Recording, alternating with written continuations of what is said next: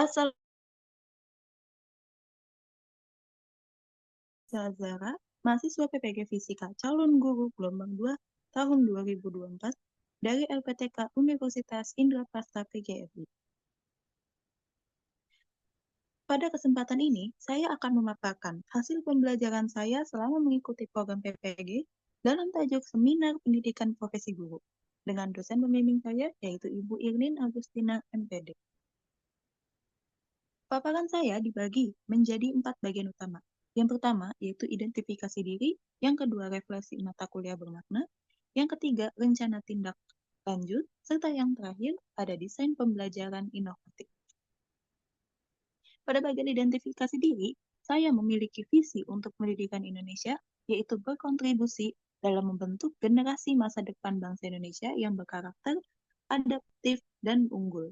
Dan sebagai calon guru, saya juga memiliki visi untuk mewujudkan pendidikan inklusif yang menghargai perbedaan latar belakang, minat, dan kemampuan siswa, serta berkomitmen untuk terus mengembangkan diri agar dapat menciptakan pembelajaran yang berpusat pada peserta didik serta menginspirasi mereka untuk mencapai potensi terbaiknya. Rencana tindak lanjut saya sebagai untuk mewujudkan visi guru profesional ada yang pertama, yaitu memahami keberagaman dari peserta didik. Yang kedua, menciptakan lingkungan belajar yang ramah dan mendukung untuk memastikan suasana kelas yang inklusif.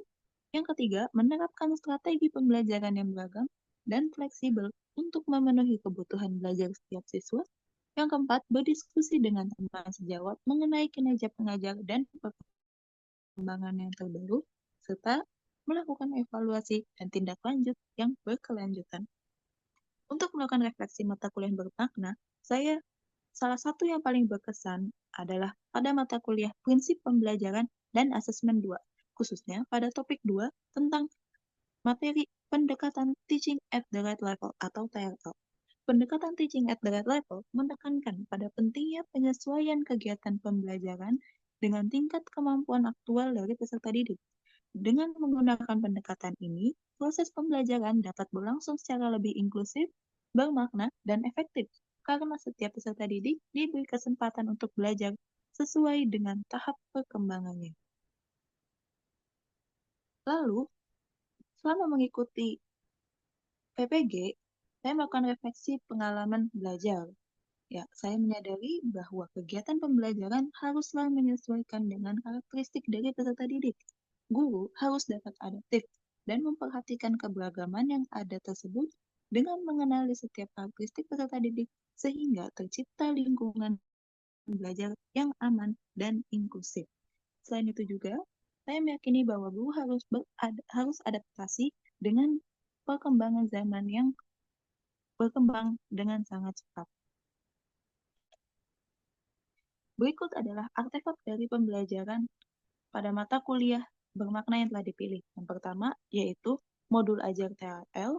Yang kedua, makalah TRL yang membawa judul Implementasi Teaching at the Right Level terhadap hasil belajar peserta didik kelas 10 pada mata pelajaran fisika materi gerak lurus, serta video penerapan TRL yang dapat diakses melalui QR Code yang tersedia. Lalu, berdasarkan rencana tindak lanjut dari refleksi pembelajaran, yang pertama, saya akan melakukan asesmen awal untuk memahami kemampuan dan karakteristik peserta didik. Yang kedua, menciptakan lingkungan belajar yang aman dan inklusif bagi para peserta didik. Yang ketiga, mencoba mengaitkan dengan budaya atau kebiasaan peserta didik secara kontekstual dalam kehidupan sehari-harinya. Yang keempat, menyusun instrumen penilaian yang sesuai dengan level belajar peserta didik.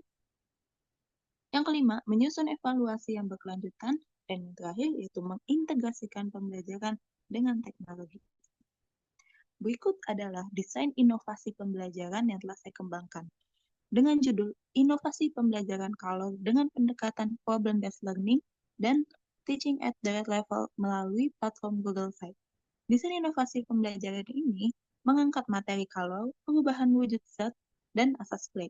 Saya mengintegrasikan model problem-based learning dengan pendekatan TRL, kemudian dikemas dalam bentuk video, dalam bentuk Google Sites interaktif. Situs ini juga menyajikan materi, video, kuis, eksperimen, refleksi melalui pandet, serta LKPD digital yang berbeda-beda sesuai dengan level pemahaman belajar siswa, yaitu berkembang, menengah, dan mahir. Berikut adalah contoh desain pembelajarannya, lalu eh, lalu tampilan dari website-nya, serta dapat diakses melalui QR Code yang tersedia. Berikutnya adalah artefak dari desain pembelajaran yang inovatif. Saya tampilkan 4 artefak dari desain inovasi pembelajaran yang telah saya kembangkan. Semuanya telah diintegrasikan dalam satu kesatuan berbasis digital, yaitu Google Sites interaktif bertema kalor dan perubahan mujizat.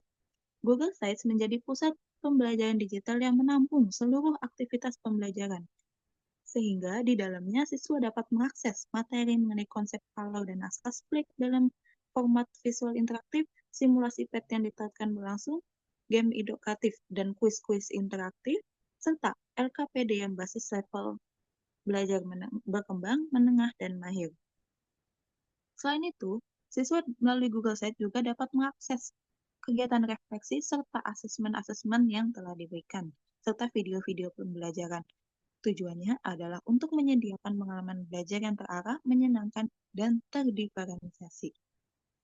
Lalu, berikut ada juga modul ajar sebagai dasar yang menjadi acuan utama dalam pengembangan seluruh aktivitas yang ada di Google Sites-nya. Di dalam modul, saya menjabarkan secara rinci capaian pembelajaran dan tujuan per level, sintaks PBL yang disesuaikan dengan kegiatan, serta integrasi asesmen formatif, LKPD, dan kegiatan reflektif. Lalu ada asesmen diagnostik kognitif. Saya menyusun asesmen diagnostik berbasis melalui quizzes untuk mengidentifikasi level kemampuan belajar siswa. Hasilnya digunakan untuk mengarahkan siswa pada LKPD A, B, C, atau LKPD A yang mengarah pada siswa berkembang, B pada siswa menengah, dan C pada siswa mahir. Dan yang terakhir, ada PPT interaktif yang digunakan sebagai alat bantu saya untuk memandu diskusi atau pembelajaran secara tatap muka. Semua komponen ini tidak berdiri sendiri-sendiri, tapi terhubung dan terintegrasi dalam Google Sites sebagai satu kesatuan pembelajaran. Hal ini memberikan fleksibilitas, kontrol, serta pengalaman belajar mandiri yang terstruktur untuk siswa, serta mempermudah guru dalam mengelola proses pembelajaran berbasis level dan kebutuhan. Berikut adalah artefak pembelajaran dari desain inovasinya. Dan yang paling utama, karena saya membawa pendekatan teaching at the right level adalah dari LKPD-nya. Pada LKPD ini, saya membagi menjadi 3 jenis LKPD, yaitu LKPD A untuk siswa berkembang, LKPD B untuk siswa menengah, dan LKPD C untuk siswa mahir. Pembagian level belajar ini berdasarkan asesmen diagnostik kognitif yang telah dilakukan di sebelumnya. Dan LKPD ini pula terintegrasi dengan Google Sites, jadi bisa diakses oleh siswa secara digital. LKPD A, B, C ini sesuai dengan level belajarnya terdiri atas pengembangan diskusi serta masalah yang sesuai dengan level belajarnya. Dan melalui Google Sites, siswa akan dapat mengakses materi serta kebutuhan belajar lainnya seperti video, materi, eksperimen, maupun aplikasi-aplikasi lainnya sehingga dalam pengerjaan LKPD dan menyelesaikan masalah, siswa dapat terintegrasi melalui Google Sites-nya. Demikian paparan dari saya. Saya percaya bahwa inovasi dalam pendidikan tidak harus mahal, tapi harus relevan dan responsif terhadap kebutuhan peserta didik. Semoga desain pembelajaran ini dapat menjadi salah satu alternatif praktik baik yang bisa menginspirasi guru-guru lain. Terima kasih atas perhatiannya. Wassalamualaikum warahmatullahi wabarakatuh.